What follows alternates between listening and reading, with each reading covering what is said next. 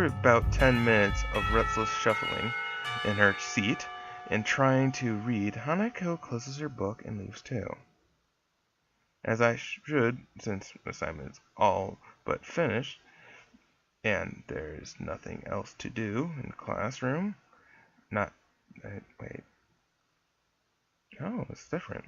Not that I have anything to do elsewhere either.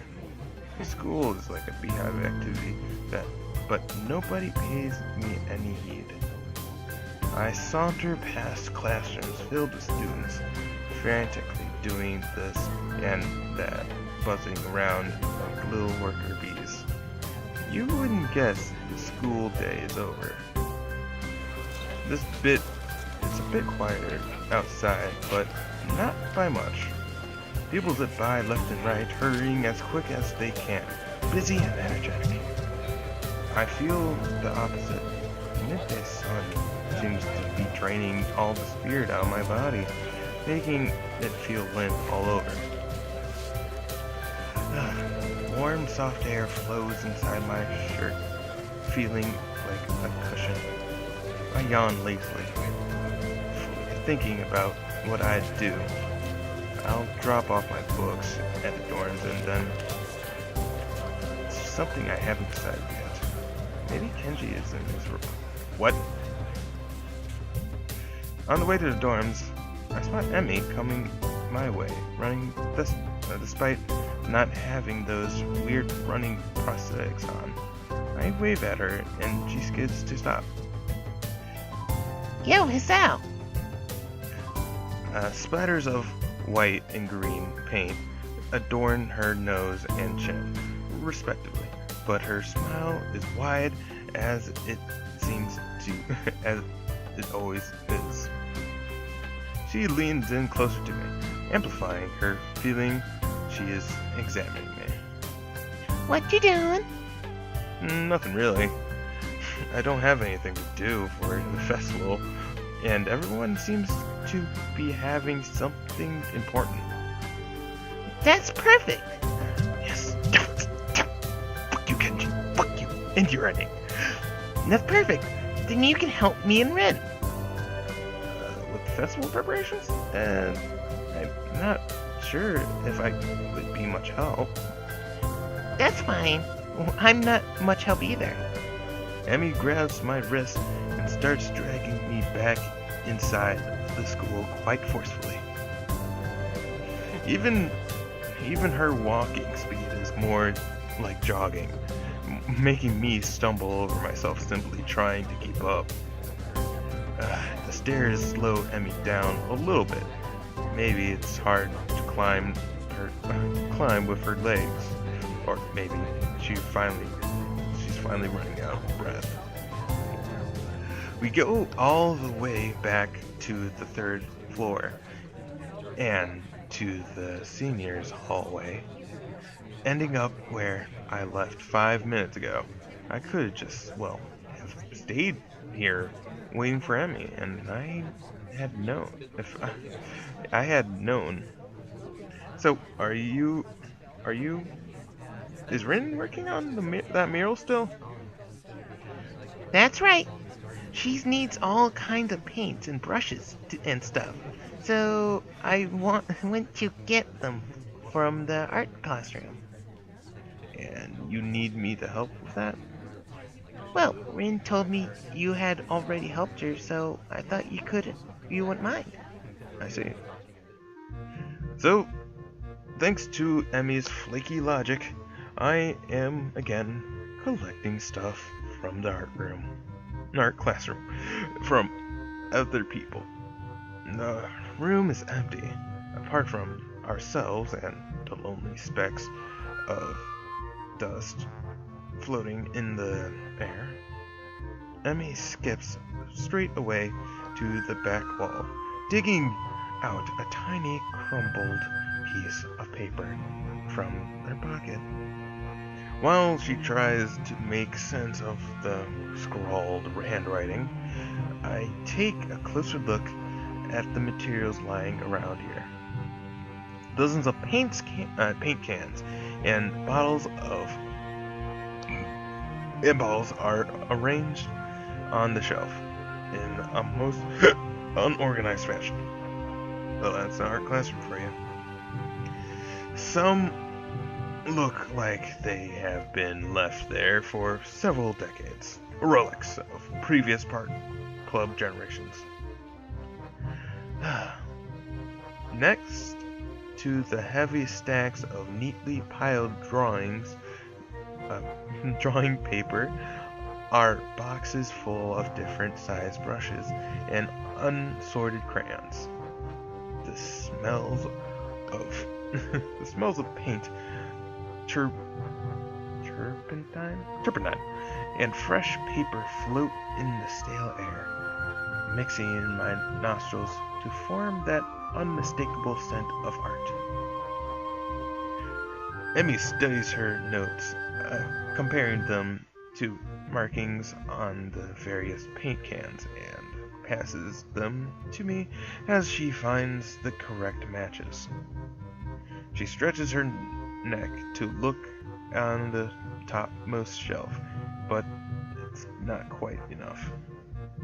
Her eye level stays below the shelf no matter what she does. Oh, you're so short.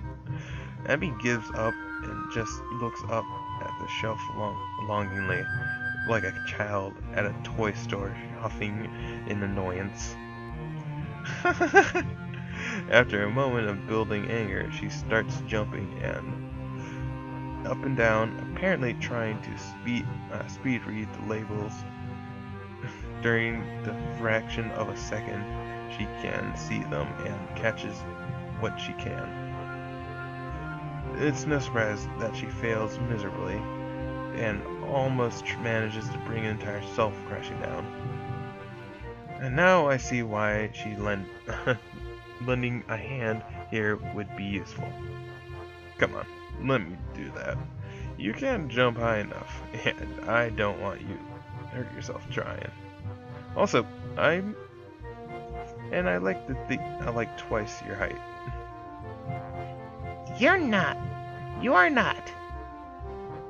She turns around, flaring scorn, flushed cheeks and all. Just kidding. Anyway, I'll look up there, okay? She glares at me one more time, but can't come up with a retort. With a grudging turns her back to me. So I begin scrounging around the top shelf for paint, while below, Emmy crouches to scavenge what she can from the cupboard. I shake my head a little, after double checking to ensure she can't see me do so.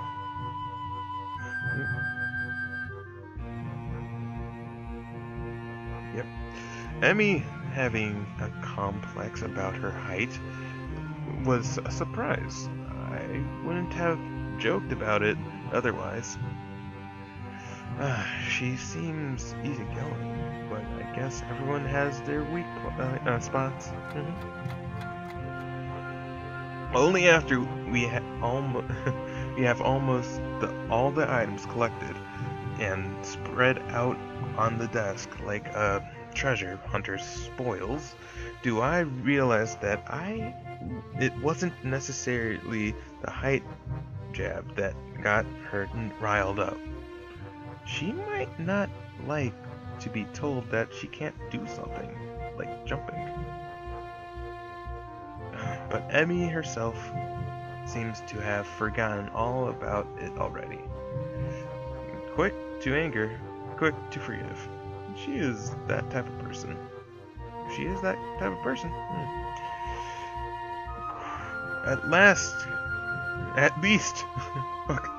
At least she doesn't seem to have taken anything to heart. As she chatters away happily, while we pick up the rest of the items and then make our way back to Ren. I chivalrously carry the bulk of the materials as we make our way towards the dormitories. Rin is really stressed about getting her painting done. It's her own fault, though. She should have started earlier. Is she going to make it? No idea. It looks good to me, but Rin, you never know what's going on. I found her this morning lying in front of the dorms in field position.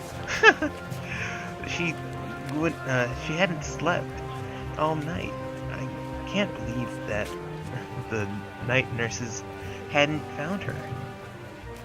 And now she's painting again like crazy. Yeah, I've noticed that she comes off as kind of unhinged, so to speak. Emmy giggles at that as well as at my likely too obvious awkwardness. I don't mind it. She's just a little weird sometimes. On that, I can agree with her. Unlike me, Emmy seems to be cool with friends, whatever it is that feels so off about her. Still, they don't feel close like Misha and Suzune do. With them working as a single entity sometimes, it's hard to say that where one ends and one begins. Even though they are so different, just like Emmy and Rin are. And Rin, the most different of them all, different from anyone else I've met. Yeah, I guess she is a very unique person. I return that word again, as if it encompasses Rin's personality by itself, but really just a substitute for a lengthy description of her oddities. Emmy giggles as I grasp about for a proper descriptive word. She's just weird. You know, earlier she just spent half an hour sitting on her box and stared at her toes. She giggles again in a way that makes me think she doesn't know what's funny about it. It just is. All that time. The working area is a mess, but the mural itself has taken another even more of the wall since I've last saw it. The disfigured human figures have been mostly colored in tones of red, pink, and orange. Weird imaginary things populating the spaces between. It looks nice. I can't think of any word that would describe the work conceivably and comprehensively. So I sell myself with nondescript nice. Nice. But honestly, it seems that the area around the wall becomes untidier at the same rate as the mural progresses. The ground is littered with dozens of paint cans, various art supplies, and empty soda bottles. Rin herself is in the center of this chaos, standing there looking very cozy, as if she was a natural part of the scene. Her pant leg has been rolled up to her knees, exposing her thin legs, which sport a drinking spectrum? A drying spectrum, and of a war paintings, similar to those on Emmy's face. Emmy sprints to Rin ahead of me and gleefully jumps in front of her. I'm back! That was fast. Did you run into the corridors again? Hisao helped me. Did I say corridors instead of couriers? Emmy points victoriously at me. Rin turns around, following Emmy's finger with her eyes, looking at my general direction. She nods absent-mindedly at me. She looks like she hasn't slept since last night. A vacant, glazed stare that's focused slightly off me, and movements like in a slow-motion movie. Hello, Hisao. Thank you for the help. Don't mention it. I just did. Never mind. Looks like you've made progress. Looking good as far as I can tell. But now you get more bad luck. Yeah, I know, but I'm willing to take the risk. That's a very nice thing to say. For me, of course, not for you. This is why artists are always unlucky. They have to be constantly look at their unfinished paintings. So artists can't find romance, their favorite TV shows are cancelled, or they die young because of an unexpected disease.